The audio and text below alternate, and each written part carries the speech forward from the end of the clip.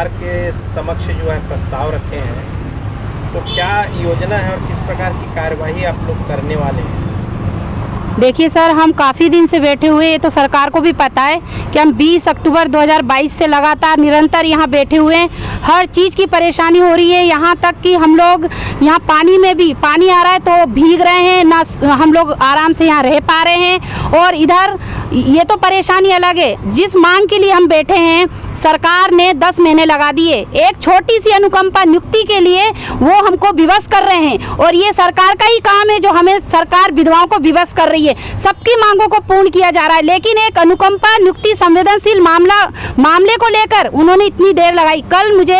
कल मैंने एक कांग्रेस प्रवक्ता से भी बात करी तो उन्होंने आवेदन मंगाया कि मैं मुख्यमंत्री जी को प्रेषित कर दूंगा। मुख्यमंत्री जी के पास कल आवेदन भी पहुंच चुका है। यहाँ तक कि मैंने छोटी सी मांग रख दी है कि हमारे बच्चों को पालने के लिए आप कहीं भी अन्य विभाग में एडजस्ट कीजिए, या तो फिर छोटी सी मांग हमारी कलेक्टर दर दे दीजिए ताकि हम अपने बच्चों का पालन पोषण कर सके। लेकिन वह भी मांग से वंचित कर रहे हैं हमको, तो हम क्या, विधवा महिलाएं क्या करेगी? इसीलिए हमने फैसला किया है, पूरी जो महिलाएं हैं उन्होंने संकल्प ले लिया है कि 10 तारीख को, 10 अगस्त को, 9 अगस्त तक अगर हमारी मांग पूर्ण नहीं की गई तो 10 अगस्त को हम आत्मदाह करने पर होंगे मजबूर। क्या सरकार लगती है कि आपके आत्मदाह से भयभीत होकर के कोई निर्णय लेगी? सरकार ले भी सकती है। अगर सरकार को, छत्तीसगढ़ की बहू बेटी है, कहीं बाहर के तो नहीं है, अगर सरकार संवेदनशील मुख्यमंत्री जी हैं तो हमारी मांगों को पूर्ण किया जाए, और अगर संवेदनहीन मुख्यमंत्री हैं तो वो मांग पूर्ण नहीं करेगी। फिर भी हम, आखिरी हमारा ये रहेगा कि हम 10 तारीख को जब यहाँ हम लड़ने की हिम्मत कर सकते हैं तो मरने की भी हिम्मत कर सकते हैं। ये सरकार को हम दिखाएंगे। जब मुंडन की बारी आई थी, हमने पहले से सरकार को अवगत करा दिया था कि हम लोग मुंडन करेंगे, और मुंडन भी हो गया। लेकिन अब हम पूरी सामूहिक विधवा महिलाएं आत्मदाह करने पर हो जाएंगे मजबूर। किसी चैनल के माध्यम से जब डिबेट में कांग्रेस की कोई नेता से बात करी गई थी, उन्होंने साफ तौर पे कहा है कि कोर्ट का दरवाजा खटखटाने की बात। उनको क्या विचारधारा है? यहाँ तो कांग्रेस के नेता भी, प्रवक्ता, उनको ये तक नहीं मालूम है कि सरकार से हम मांग कर रहे हैं, कोर्ट का दरवाजा खटखटाने के लिए हमको बोल रहे हैं।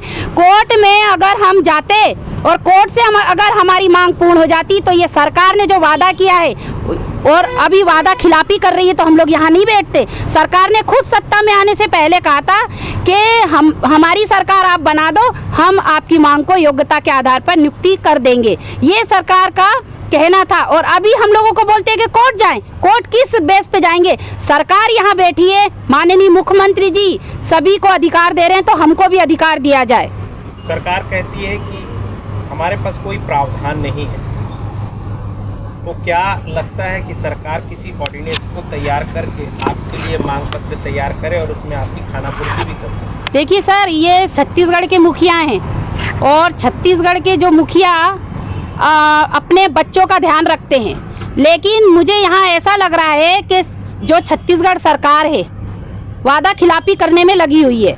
यहाँ पर एक नियम, जब शिक्षकों का, जब यहाँ पर आंदोलन हुआ था, पूर्व मुख्यमंत्री उन्होंने कहा था कि सिविलियन किसी बेस पे नहीं हो सकता। सिविलियन हुआ, दिया ना, नियम बनाते हुए सिविलियन भी किया गया, और हम भी तकनीकी सिविलियन में आते, लेकिन यहाँ शिक्षकों की गद्दारी के कारण आज हम ये सड़क की लड़ाई लड़ रहे हैं। और बार बार में बोला जाता है ना, कल मैं राजीव भवन भी गई तो क्या बोला गया था कि आप लोगों का जो केस है रमन शासन काल में वो मिटा दिया गया है। कहाँ से मिटाएंगे? जब कमेटी बनी तो पूरा डॉक्यूमेंट मंत्रालय गया, हर लोगों का डॉक्यूमेंट गया है। नौकरी करे हमारे मुखिया, 15 साल मेरे खुद पति सर्विस करे हैं। तो कहीं ना कहीं आप ये मान रहे हैं कि शिक्षाकर्मी वर्ग के लोग भी जो आप लोगों की जानकारी देने के लिए असमर्थ रही है? वो बिल्कुल असमर्थ रहे, तभी तो सर हम लोग यहाँ पर बैठे हैं। वो भी बोल सकते हैं कि पंचायत शिक्षक का जो संविलियन 1 जुलाई 2018 में स्कूल शिक्षा विभाग में हो गया है, तो हम भी उसी आधार पे मांग रहे हैं कि हमको भी नियुक्ति दिया जाए। अब तो हम इतने बेबस हो गए, इतने लाचार हो गए कि कलेक्टर दर की मांग कर रहे हैं, वो भी सरकार हमको उससे वंचित कर रही है। नियम बन सकता है। 10 तारीख को जो आपने निर्णय लिया है आत्मदाह का, जो वो आपने सरकार तक की इसकी आवेदन पहुंचा दिया है? हाँ, हमने बात पहुंचा दी है और कल सब जगह हम लोग आवेदन दे देंगे। कलेक्टर ऑफिस जिसको देना है हम सबको देकर ही, और उनको भी तो ये पता चले कि जो महिलाएं हैं वो किस हद तक यहाँ पर कर सकती है, क्योंकि बार बार में नियम का हवाला कर रहे हैं। तो नियम मुख्यमंत्री जी बना सकते हैं, उनके पास इच्छा शक्ति होना चाहिए, वो नियम बन के और हम लोगों को नियुक्ति मिल सकती है। अनुकंपा संघ की प्रांताध्यक्ष माधुरी मृगे। गोपाल जी, आप अनियमित कर्मचारी संघ के संयोजक हैं और आप जब इनको समर्थन करने आए हैं, जो दिवंगत परिवार है शिक्षाकर्मी के, तो किस प्रकार से आप समर्थन कर रहे हैं और सरकार से आप इनके लिए क्या चाह रहे हैं? जी, छत्तीसगढ़ अनियमित कर्मचारी मोर्चा प्रदेश के समस्त अनियमित कर्मचारियों के लिए हित के लिए संघर्षरत है और इस क्रम में हम हमारे जो दिवंगत शिक्षाकर्मी साथी हैं, उनके परिजन हैं, उनकी इन जायज़ मांगों के लिए हम समर्थन करते हैं और आपके माध्यम से माननीय मुख्यमंत्री महोदय से भी आग्रह करेंगे। सरकार जो होता है आम जनता के लिए होता है और जनता के लिए यदि कोई नियम नहीं भी है तो उसको बनाया जा सकता है। तो आप एक सकारात्मक दृष्टिकोण अपनाते हुए इन हमारे जो बहने भाई हैं, हमारे दिवंगत जो साथी हैं, उनके परिजन को आप तत्काल उनकी मांगों को पूरा करें। और ये बहुत ज़्यादा नहीं है, इनकी संख्याएँ बहुत कम है।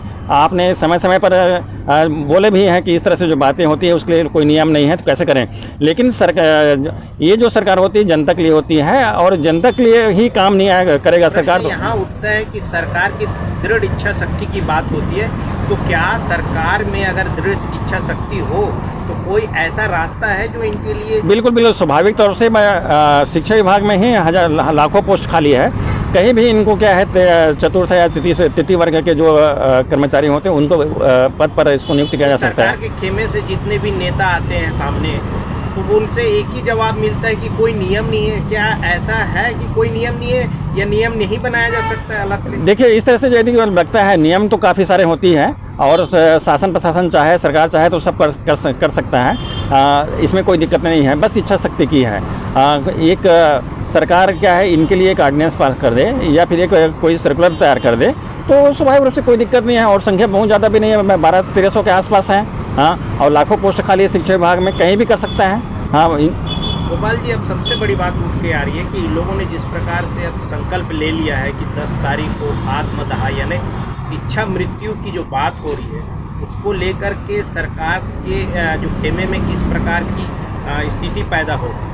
देखिए, कोई भी इस तरह से संगठन या कोई भी व्यक्ति इस तरह से विपरीत परिस्थितियों में ही निर्णय लेता है और मैं आग्रह करूंगा माननीय मुख्यमंत्री महोदय से, ये हमारे जो साथी बैठे हैं इनको इस तरह से क्या है फैसला लेने के लिए आप विवश ना करें। आप भी एक अनियमित हैं और हम भी अनियमित हैं, तो ये सरकार को सोचना है और पुनः मैं आपके माध्यम से बोलूँगा कि माननीय मुख्यमंत्री महोदय इसको गंभीरता से ले और इनकी मांगों को पूरा करें। आपके द्वारा जो अनियमित कर्मचारी और संविदा कर्मचारियों की जो लगातार हड़ताल हो रही है, अब जाकर के सरकार ने उसको ख़त्म करने का जो षड्यंत्र तैयार किया है और हड़ताल भी ख़त्म हो गया, इसके बाद आप लोगों का क्या नया योजना क्या चल रहा है? देखिए, ये तो षड्यंत्रपूर्वक इस हड़ताल को ख़त्म किया गया है और केवल एक वर्ग के जो संविदा जो हमारे साथी थे उसने हड़ताल बंद किया है। अभी अनेक हमारे साथ में मोर्चा में लगभग 7 प्रकार के कर्मचारी हैं, जिसमें जॉब दर, मानदेय, दैनिक वेतनभोगी, आउटसोर्सिंग, ठेका, सेवा प्रदाता और इसी प्रकार का अंशकालीन। तो आंदोलन तो चलेगा। हमारा 6 तारीख को एक धरना प्रदर्शन और जेल भरो आंदोलन है, इसके माध्यम से हम अपनी बातों को शासन प्रशासन के समक्ष रखेंगे। आप सीधे तौर पे कहना चाहते हैं कि आंदोलन खत्म नहीं हो और ये बिल्कुल सरकार की षड्यंत्र रही है जिसका आपका आंदोलन? बिल्कुल। यदि क्या है आपसे माननीय मुख्यमंत्री महोदय से मिला है कोई भी हमारे संगठन के जो साथी हैं तो वो स्टेटमेंट जारी करना चाहिए कि हमारे मध्य ये बातें हैं और हमारे कर्मचारियों के लिए इसने इस तरह से हमारी बातों को एडमिट किया है। क्या आप मानते हैं कि कर्मचारियों को भयभीत करके ये जो हड़ताल को समाप्त किया गया है?